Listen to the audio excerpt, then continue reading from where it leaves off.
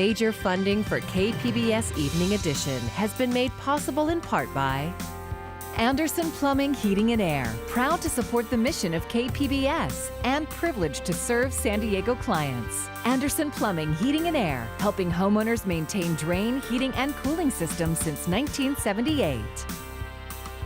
And by the Conrad Prebys Foundation, Darlene Marcos Shiley, and by the following.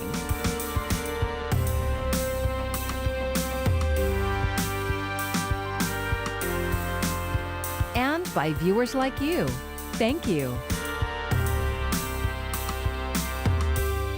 Good evening. It's Wednesday, June 3rd. Thank you for joining us. I'm Maya Trabulsi, and we begin with breaking news. La Mesa police have just released body cam video from an arrest that sparked controversy. It also added fuel to this past weekend's police brutality protests in the city. KPBS reporter Joe Hong is live now in La Mesa with the latest. Joe. Maya, today the La Mesa Police Department released body cam footage that many have been waiting for. And we'll go straight to that video. It shows an African-American man named Amari Johnson's encounter with La Mesa police just before and after his arrest. Until now, we've only seen the cell phone video taken by witnesses, and this video doesn't give us much of a better understanding of what led to Johnson being arrested on the charge of assaulting a police officer. Now, we're not going to play audio of this video because it contains profanity, but the police chief said the incident is under active investigation, but activists want swift action now. I did review the video. It's not prudent for me to contact or make a comment on it, but that's why the video is being provided today. I think that the officer needs to be fired. I think what we need to start seeing is what we saw. It should just be a killing. It should be any misconduct by police. If you can't do the job, let somebody else do it. Let the good cops do it. Let's get this thing right. The city press conference is still going on behind me. Residents of La Mesa are still here. They're angry not only about the Amari Johnson case, but also about the violence against protesters that ensued this past weekend. Joe Hong, KPBS News. Thanks so much for that report, Joe. And the citywide curfew in La Mesa has been extended now through the weekend. It will begin again at 7 o'clock tonight and then again every night at 7 o'clock through Monday morning. Residents are being asked to stay inside during that time. And more breaking news. San Diego County Sheriff Bill Gore has just announced his department will no longer use the carotid restraint as they have done in the past. Sheriff Gore says he came to the decision in light of community concerns and consultation with other local officials. The San Diego Police Department announced earlier this week it was dropping the use of the controversial custody tactic. A number of demonstrations today across the county, and we'll begin with the touching tribute in the North County. Here's KPBS reporter Steve Walsh. Just after noon Wednesday, a coalition of groups took a knee in protest of the death of George Floyd at the hand of police more than a week ago.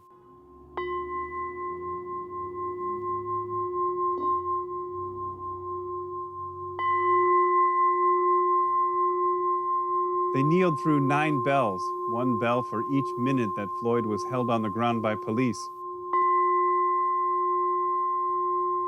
They included LaToya Emanuel, who has lived in Escondido for most of her life. I actually first saw it on Facebook, and I've cried since. Like, I'm still waking up out of my sleep crying about it. And it shouldn't have happened.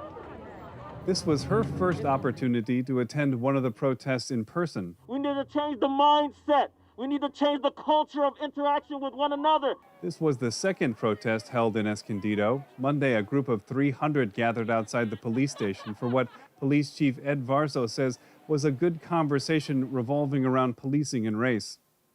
Wednesday, the chief kneeled with the rest of the crowd. We have a similar policy, but not in the... We would never put our leg on somebody's neck and hold them down. That is outside of our policy. So as I've spoken to several people, that fact alone I know would never happen in Escondido. We wouldn't conduct ourselves in that same way. Among the officials addressing the crowd was Escondido City Councilwoman Olga Diaz, who listed a series of reforms that she hoped would come out of events like these. Require citizen input on the hiring of police chiefs and captains. This is not an inside job. This is a community response job, and the community should have some say in that interview process. Organizers then asked the crowd to write down what they would like to see and place it on Post-it notes, which they put on the doors to City Hall. Steve Walsh, KPBS News. In Santee, a few people were arrested for violating the city's curfew order. Deputies say dozens gathered at the intersection of Mission Gorge Road and Cuyamaca Street when the curfew started at 7 o'clock last night. When deputies in a helicopter announced the curfew was starting, some left. Others didn't leave until a sheriff's mobile field force was called in.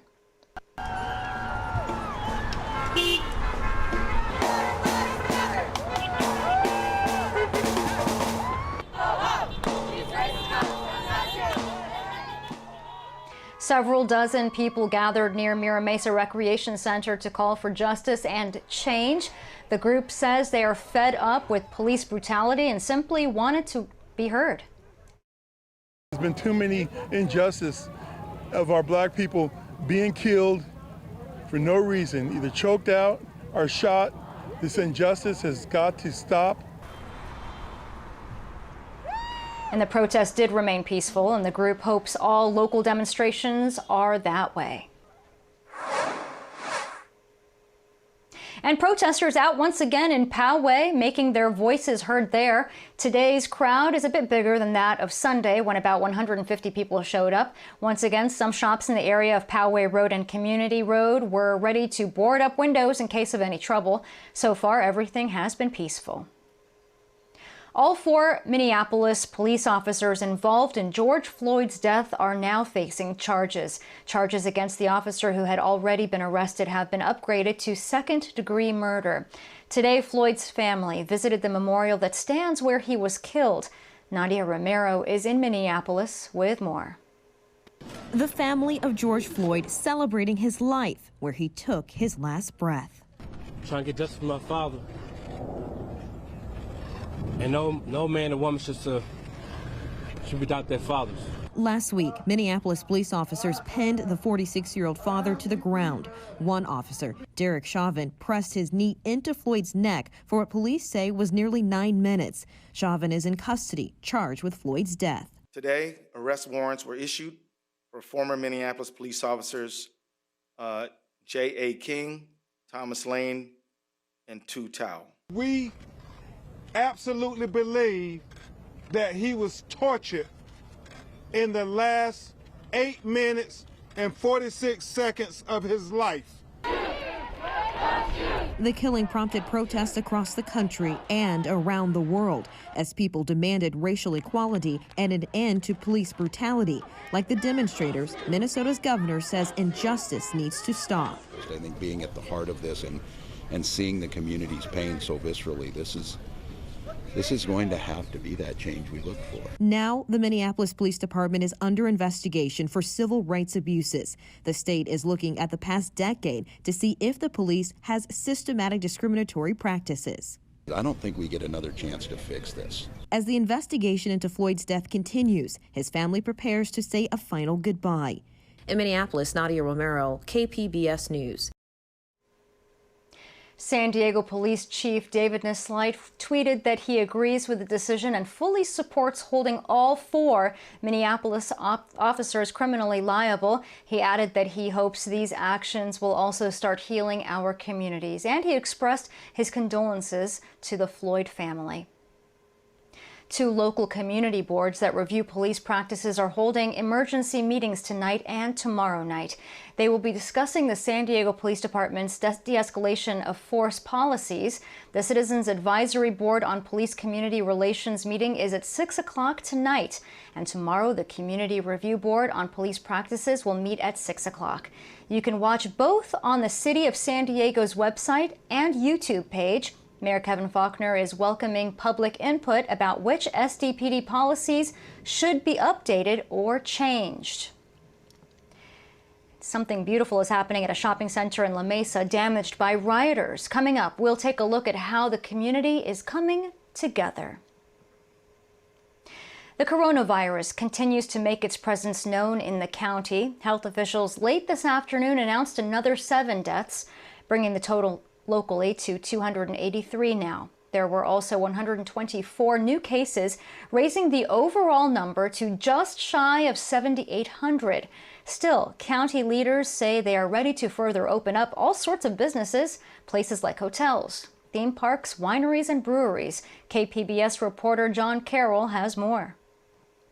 We feel we are ready to move to this new stage because several weeks have passed since we accelerated openings within stage 2, and the data shows that these openings have occurred without any significant impact to our healthcare system.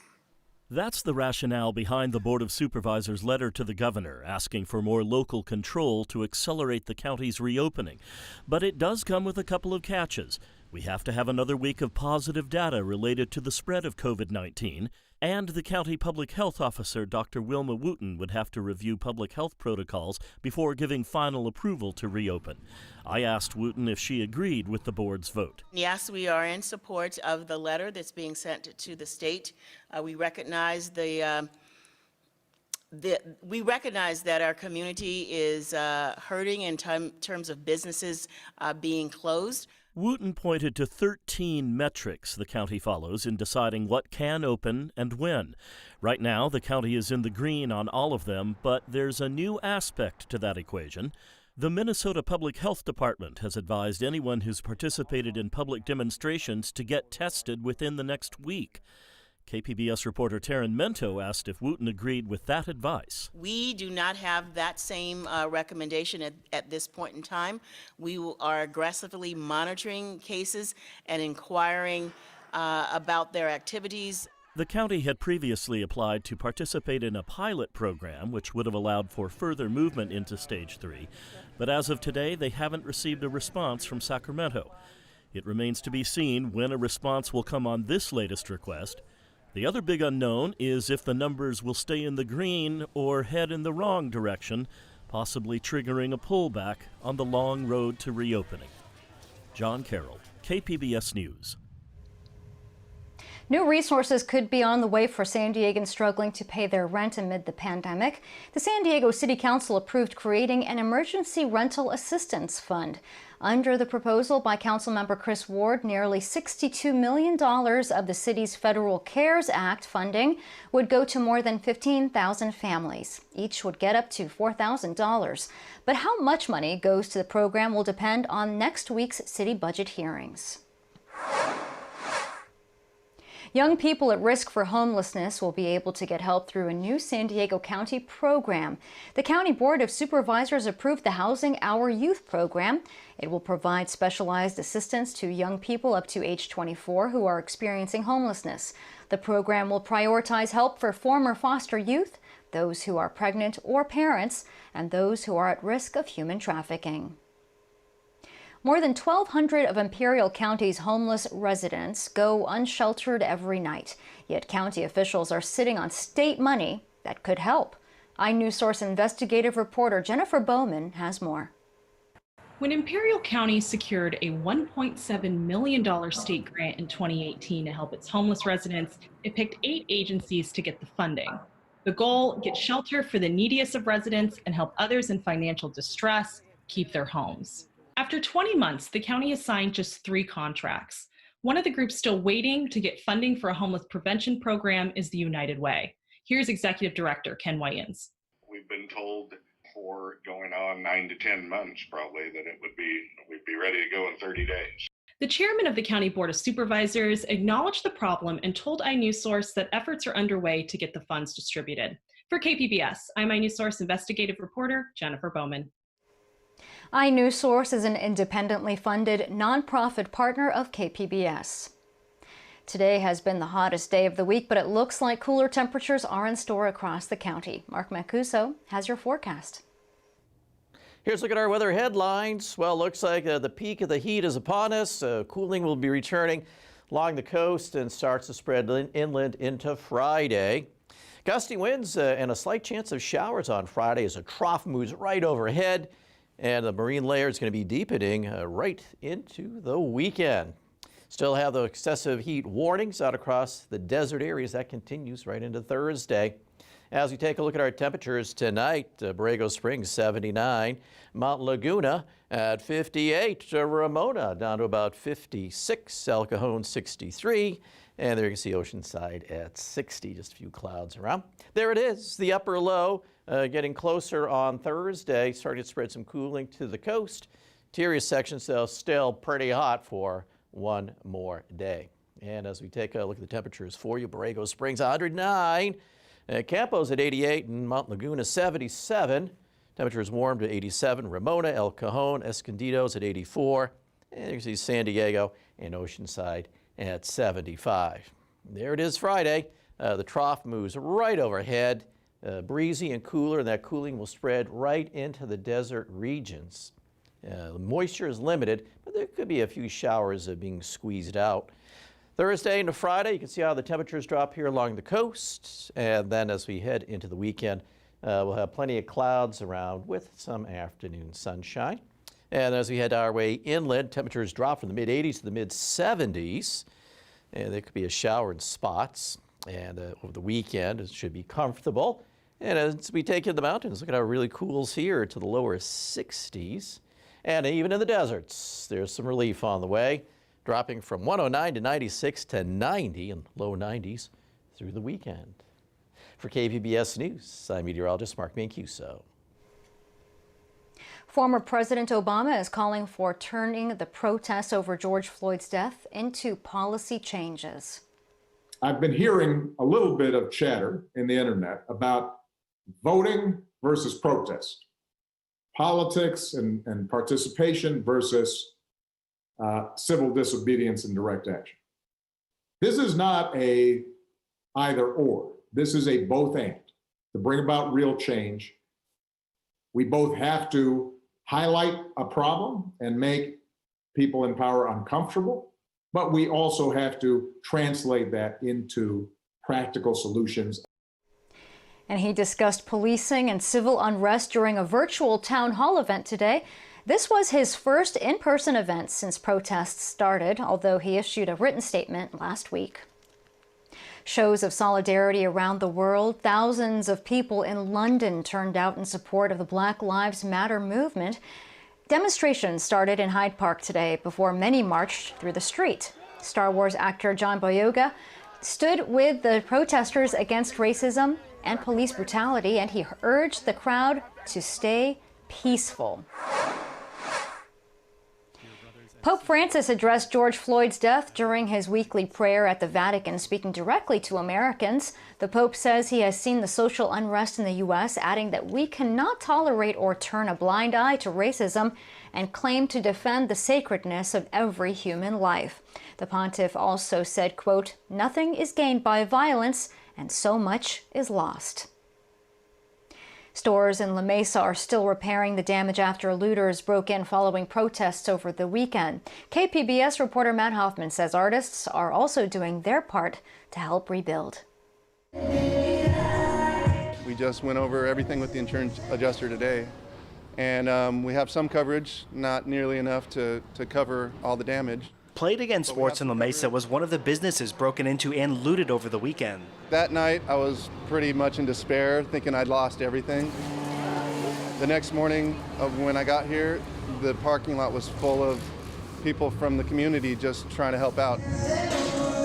Owner Dan Bruxton says not only did people help clean up, but some local businesses are also offering to fix his windows and air conditioning free of charge. A lot of community support. So we're going to be okay. He estimates at least a couple $100,000 in damages. Not only was his store broken into, but someone started a fire inside. The problem was the sprinklers were on for all night long. The majority of the damage is because of the water, the fire, the smoke, and then there was obviously the looting. Buxton says it wasn't protesters that did this to his business, but rather agitators. I'm hurt that they did this, that the looters did this to my business, but I don't lump the looters in with the protesters. I know a lot of protesters, and they're great people.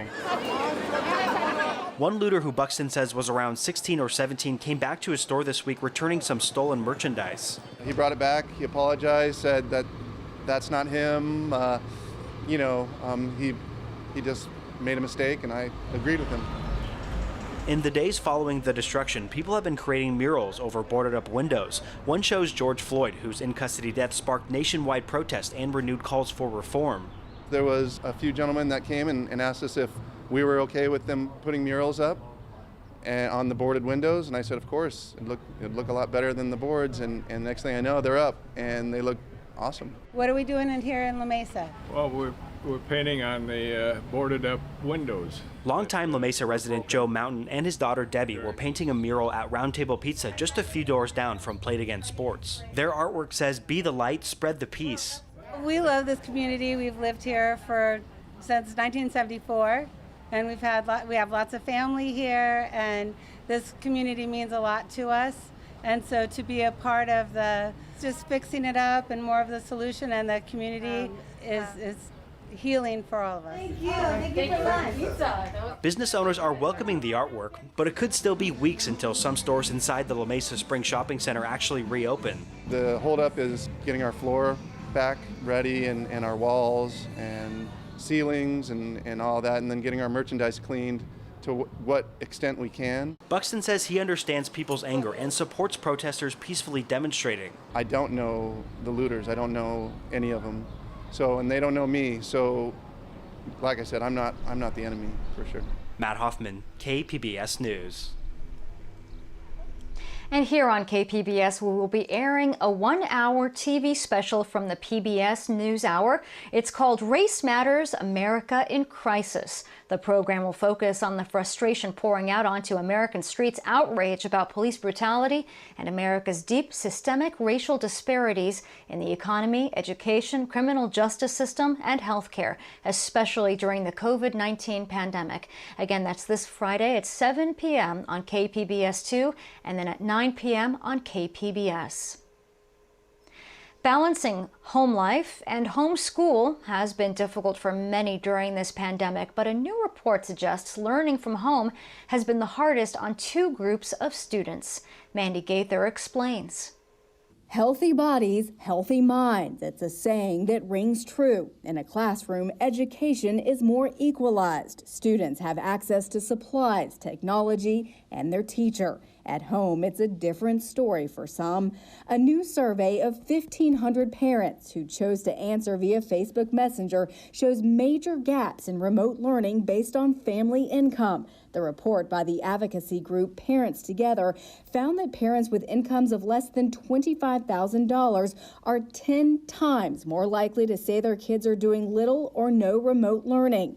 Those students are also 3 times more likely not to have consistent access to a device and 5 times more likely to go to a school not offering distance learning materials or activities at all. In addition to low-income students struggling, one other group is having a hard time as well.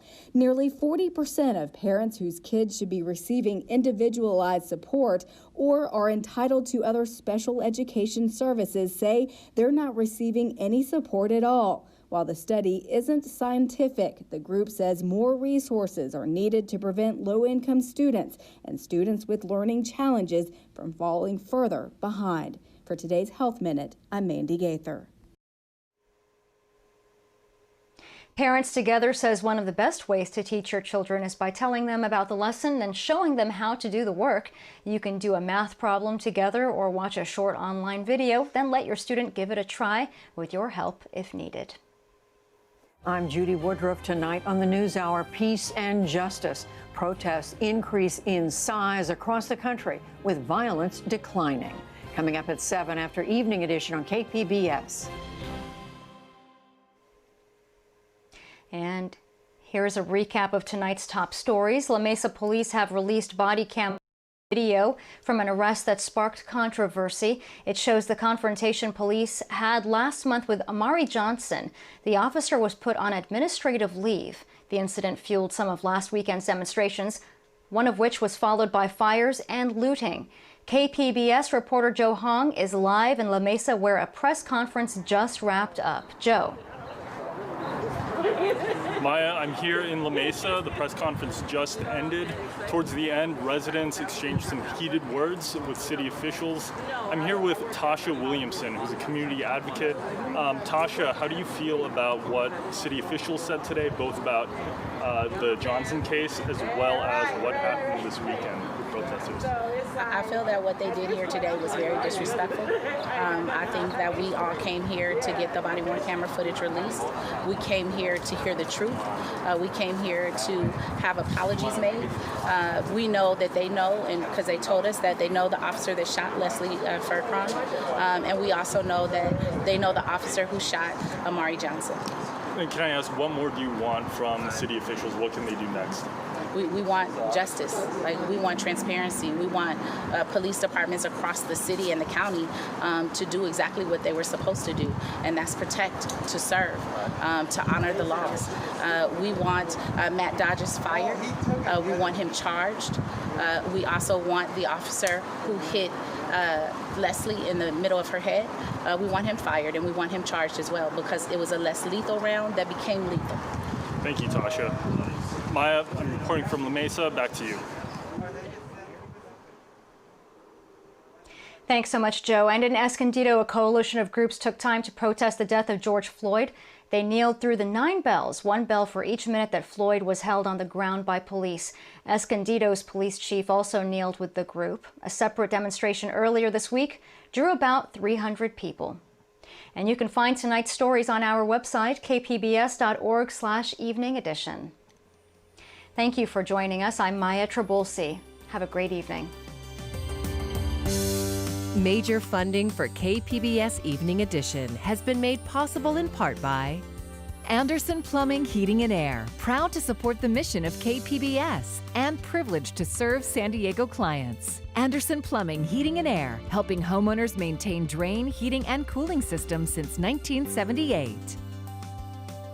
And by the Conrad Prebys Foundation, Darlene Marcos Shiley, and by the following: